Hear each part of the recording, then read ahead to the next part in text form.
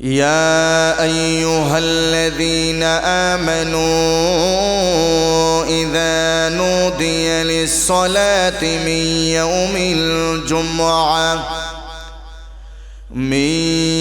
الجمعة فاسعوا إلى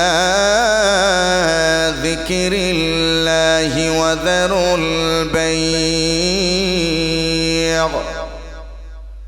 الله رب العالمين বলেন হে ঈমানদার ইযা নুদিয়া লিস-সালাতি মিন ইয়াউমিল জুমআহ জুমার দিনের আজান যখন দেওয়া হয় আজানের উদ্দেশ্য হলো নামাজের দিকে যখন ডাকা হয় ইযা নুদিয়া লিস-সালাত যখন তোমাদেরকে নামাজের দিকে ডাকা হয় মিন ইয়াউমিল জুমআহ জুমার দিনে যখন তোমাদেরকে জুমার নামাজের দিকে ডাকা হয় আল্লাহ রাব্বুল আলামিন এবার বলেন ফাসআউ ইলা যিকরিল্লাহ তোমরা আল্লাহর জিকিরের দিকে তোমরা দৌড়াও সুবহানাল্লাহ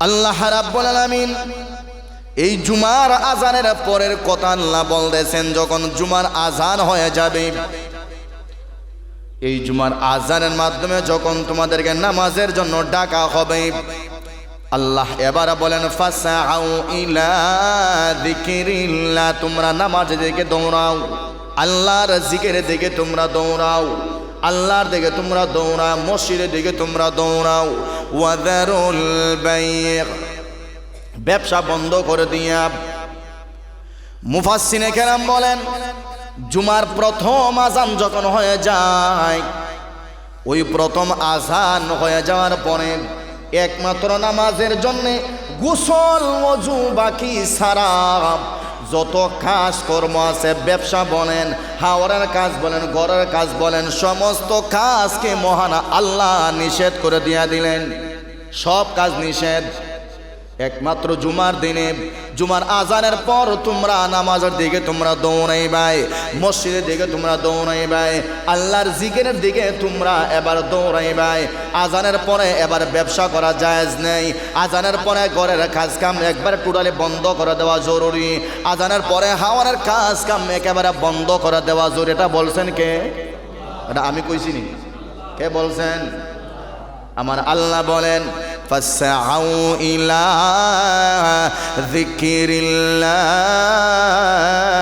ওয়া যারুল বাই' আমার আল্লাহ এবার বললেন ওরে বান্দা শোনো আজান যখন হয়ে যায় তখন তোমরা ব্যবসা বন্ধ করে দিয়ে দাও কারণ আমার আল্লাহ বলেন আজানের পরে ব্যবসা করা জায়েজ নাই আজানের পরে দোকান খোলা রাখাটাও জায়েজ নেই আজানের পরে তোমার লক্ষ কোটি টাকার ব্যবসা করা এটা গোটা একটাও জায়েজ নাই আজানের পরে হাওয়ারের কাম কাজ বন্ধ করে দেওয়া জরুরি এটা জায়েজ নাই ঘরের কাম কাজ বন্ধ করে দেওয়াটা জায়েজ নাই আমার আল্লাহ এবার বলেন বান্দা আজানের পরে একমাত্র ওযু করবা গোসল করবা এরপরে নতুন জামা পরিধান করিয়া এরপরে নতুন জামা পরার পর এরপরে আতর খুশবু লাগাইয়া মসজিদের দিকে তোমরা দৌড়াইবাই সুবহানাল্লাহ কাজে বোঝা গেল জুমার আজানের পরে টোটালি কাজ কাম একেবারে নিষেধ কথা বুঝাইছে অথচ আমরা একেবারে একটা পর্যন্ত কাজ করি অথচ আল্লাহ নিষেধ দিয়ে দিছে টোটালি নিষেধ প্রথম আজানের পর আর কাজ কাম করা যাবে না এই জুমার দিনের গুরুত্ব কতটুকু আল্লাহর পয়গম্বর সালমান ফারসিকে বলেন সালমান ফারসি জুমার দিনটা কি তুমি কি জানো সাহাবায়ে কেরামের একটা অভ্যাস হলো যদিও তারা জানে কিন্তু তারা বলে না তারা বলে আল্লাহ এবং আল্লাহর রাসূল ভালো জানে সুবহানাল্লাহ আল্লাহ এবং আল্লাহ রাসূল ভালো জানে আল্লাহ এবং আল্লাহর পয়গম্বর ভালো জানে অথচ আমরা জনসাধারণ যারা আছি যদি একজন আলেম সামনে দাঁড়ায় আর একজন আরেকজনকে জিজ্ঞেস করে আলেমের মুখের উপরে জবাবটা দিয়া দেয় আছে না নাই এরকম আছে না নাই অথচ সাহাবায়ে কেরামের আদব হলো যদিও তারা জানতেন, সাহাবায়ে কেরাম তখন বলতেন, না গো নবী, না না, আপনি এবং আল্লাহ ভালো জানেন, আপনি এবং আল্লাহ ভালো জানেন। আল্লাহর পয়গম্বর একবার দুইবার না, প্রায় 4 বার সালমান ফার্সিকে প্রশ্ন করলেন, জুমার দিন কি তুমি জানো? সালমান ফার্সি 4 বার উত্তর দিয়ে দেয়, ওগো পয়গম্বর, না না, আল্লাহ এবং আল্লাহ রাসূল ভালো জানে, আল্লাহ এবং আল্লাহ রাসূল ভালো জানে। 5 নাম্বার বার আল্লাহর পয়গম্বর আবার যখন প্রশ্ন করলেন, ওরে সালমান, বলো না জুমার দিন কি তুমি জানো? আল্লাহর পয়গম্বরের সাহাবী এবার বলেন, ওগো পয়গম্বর, এবার তো আমাকে বলতে হয়, জুমার দিন হলো এমন একটা দিন যেই দিন আমার আল্লাহ আদম পয়গম্বরকে সৃষ্টি করেছেন। সুবহানাল্লাহ। আল্লাহ নবী আবার বলেন, না, শুধু জুমার দিন এটা নয়, ওরে সালমান, এই দিন তো আমার আল্লাহ আদম পয়গম্বরকে আল্লাহ সৃষ্টি করেছেন, শুধু এটা নয়, এটা এমন একটা দিন রে সালমান, ভালো করে শোনো, জুমার দিন যখন শুরু হয়ে যায়, এখন আপনারা বলেন জুমার দিন কোন সময় শুরু হয়েছে? কইতার বাণী 12টার পরে, মাগরিবের পর, গতকাল মাগরিবের পর জুমার দিন শুরু হয়ে গেছে। গতকাল মাগরিবের পরে আরবি মাস মাগরিবের পর শুরু হয়, আর ইংরেজি মাস 12টার রাত্রে 12টার পর শুরু হয়। কথা বুঝাইছি?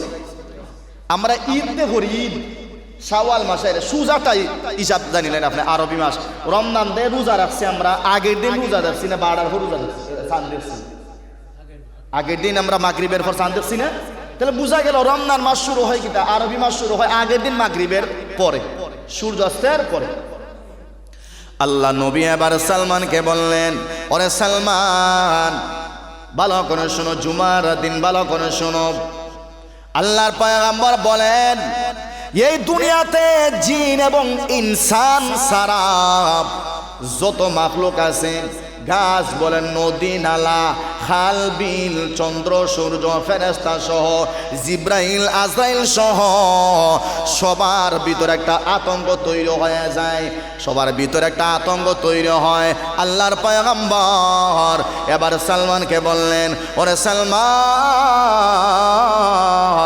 এটা আতঙ্ক কেন তৈরি হয়, কেন তৈরি হয়, ভালো করে শুনো। এই জুমার দিনের আতঙ্ক কেন তৈরি হয়? আল্লাহর পয়গম্বর আবার বলেন, এই দিনে আল্লাহ কিয়ামত ঘটাইবেন, এই দিনে আল্লাহ কিয়ামত ঘটাইবেন।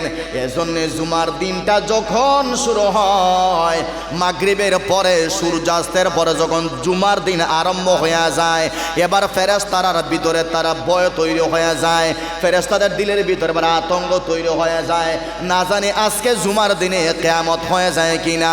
এজন্য সমস্ত ফেরেশতার দিলের ভিতরে আতঙ্ক তৈরি হয়ে যায়, না জানি আজকে জুমার দিনে এবার কিয়ামত হয়ে যায় কিনা। যত গাছপালা তুরলতা আছে সবাই এবার ভীত সংস্ত্রস্ত হয়ে যায়। সুবহানাল্লাহ। একমাত্র জিন এবং মানুষ ছাড়া, কারণ জিন এবং মানুষ হল নিমক হারাম। কথা বল, জিন এবং মানুষ কি নিমক হারাম। এই জিন এবং ইনসানের সাথে নিমক হারাম জাতি পৃথিবীতে একটাও নাই। কুত্তারে খাওয়াইলে কুত্তায় মালিকের সুনাম হয়, কিন্তু একমাত্র জিন এবং ইনসান যতই আপনি খাওয়াও 3 দিন সুনাম গাইব, 4 নম্বরটি লাত্তি মেরে ফেলাই যাবে। কথা মনে আছে না মিশা? এটা মানুষের খাসলত, বৈশিষ্ট্য। জিন এবং ইনসান ছাড়া গোটা দুনিয়াতে আসমান বলেন, জমি বলেন, সবাই ভীত সংস্ত্রস্ত হয়ে যায়, ডর হয় তাদের, তারা ভয় করে, না জানি আজকে ধ্বংস হয়ে যায় কিনা। নবী আমার বলেন, এই দিনে আল্লাহ আদমকে সৃষ্টি করেছিলেন, এটা হলো জুমার দিন। এই দিনে আমার আল্লাহ পয়গম্বর আদমকে আল্লাহ জান্নাতে দিয়েছিলেন। ওই দিন আল্লাহ পয়গম্বর আদমকে জান্নাত থেকে বের করেছিলেন। ওরে সালমান, ওই দিনে আমার আল্লাহ পয়গম্বর আদমের দোয়াটাকে আমার আল্লাহ কবুল করেছিলেন। সুবহানাল্লাহ। এটা হলো জুমার দিন। এই দিনের গুরুত্ব অনেক বেশি। আল্লাহর পয়গম্বর বলেন, এ উম্মত আমার ভালো করে শুনবা, এটা জুমার দিন। এই জুমার দিনে আমার আল্লাহ শুধু 7 দিনের গুনাহ মাফ করে না। আল্লাহর পয়গম্বর তিরমিজি এবং নাসাই শরীফের হাদিসের মধ্যে আল্লাহর পয়গম্বর বলেন, এই জুমার দিনে কোনো বান্দা যদি সুন্দর করে গোসল করিয়া সুন্দর করে নতুন জামা পরিধান করিয়া, ভালো করে বুঝবেন, একটু খেয়াল করবেন, আজকে আমরা ওলিমার অনুষ্ঠানে গেলে ঘরের সুন্দর জামা পইরা যাই, আমরা আজকে বিয়ার অনুষ্ঠানে গেলে ঘরের সুন্দর জামা পরিয়া যাই, আমরা আজকে শালির বাড়িতে গেলে সুন্দর জামা পরিয়া যাই। অথচ আল্লাহর পয়গম্বর বলেন, জুমার দিন যখন শুরু হইয়া যায়, জুমার দিন সকালে যদি কোনো বান্দা গোসল করিয়া 1 নাম্বার, 2 নাম্বার হলো নতুন জামা পরিয়া, 3 নাম্বার ভালো করে সুন্দর সুগ্রাম যুক্ত তেল মাখিয়া, এরপরে সুন্দর এবং খুশবু মাখিয়া আস্তে আস্তে হাঁটিয়া মসজিদে ঢুকিয়া বান্দা নীরব আকারে বসিয়া যায়, 2 জনের মাঝখানে ভাগ করিয়া না বসে। ভালো করে শুনবেন, নবী আমার বলেন, ওই বান্দা যদি 2 জনের মাঝখানে জায়গা ফাঁক করিয়া তাদেরকে কষ্ট দিয়ে না বসে, 1 নাম্বার। আর 1 নাম্বার হলো কোনো বান্দা যদি মানুষকে ডিঙ্গিয়া সামনের কাতারা না গিয়া যে জায়গায় জায়গা পায় ওই জায়গায় বসিয়া যায়, আল্লাহর পয়গম্বর বলেন, এমন বান্দাকে আমার আল্লাহ এই জুমা থেকে আরেক জুমা হলো 7 দিন, শুধু 7 দিনের গুনাহ না, আরো 3টা দিন বাড়াইয়া আমার আল্লাহ বান্দার 10 দিনের গুনাহ আল্লাহ মাফ করে দিয়া দেয়। কয় দিনের গুনাহ মাফ করে? 10 দিনের গুনাহ। অথচ আমরা খাস কিটা ও পিছন থেকে মানুষের সরাইয়া সরাইয়া ডিঙ্গাই ডিঙ্গাই মানুষের হান্দের উপরে ভাও দিয়া আমরা মাঝখানে মাঝে আই আই না আই। এখন আমরা যে কই আইরা আমরা কিছু অভ্যাস আছে, সামনের জায়গা আগে ফুরা ফুরা বইতাম, মাঝখানের জায়গা ফাঁকা, আমি বললাম ও 5 মাইল দূর, তো তোমার তো একজন হান্দি দিয়ে আইব, তুমি তো তারা সুযোগটা দিলা, তোমার সামনে এতটুকু জায়গা ফাঁকা, তুমি ফাঁকা জায়গায় পূরণ করলা না কেন? তোমার উচিত হইল তোমার সামনের ফাঁকা জায়গাকে পূরণ করে তুমি বইতা না, তুমি আরো ও 5 জনের জায়গার সামনের আইগা পিছনে গা বইছো, এটা কোনো বৈশিষ্ট্য? এটা তো আদব না। আদব হইল আপনার সামনের জায়গা আপনাকে ফিরাফ করতা। বিয়ার মধ্যে গেলে, আমি তো প্রায় সময় কই, বিয়ার মধ্যে গেলে একজন আরেকজনের হাতে ধরে ঠাইন নেয়, নিজের টেবিল আগে ফুরা করি, নাহলে খানি দিত না, ফেটের মতো জ্বালা, ই জ্বালা মিটাইবার লাগি 10 জনের ঠাইন নেয়নি, কই বাইসা বিমিনাও বাইসা বিমিনাও ডাকে ডেকে। কিন্তু না, নামাজের ক্ষেত্রে আর ওয়াজ মাহফিলের ক্ষেত্রে মসজিদে বসার ক্ষেত্রে আমরা একেবারে দূর অবস্থা।